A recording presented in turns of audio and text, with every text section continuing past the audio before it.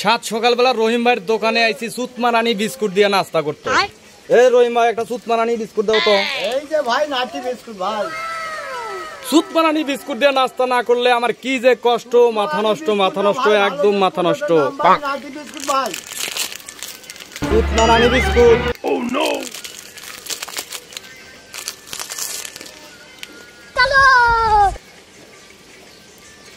সকালবেলা সুতমারানি বিস্কুট না খালি আমার মাথা নষ্ট, মাথা নষ্ট, মাথা নষ্ট, একদম মাথা নষ্ট।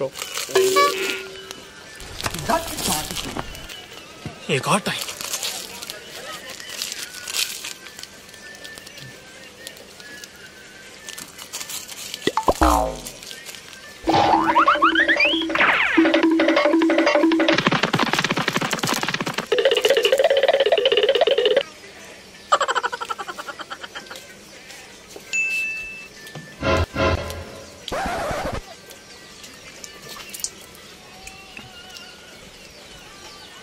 और ये मैं आसमान की ऊंचाइयों में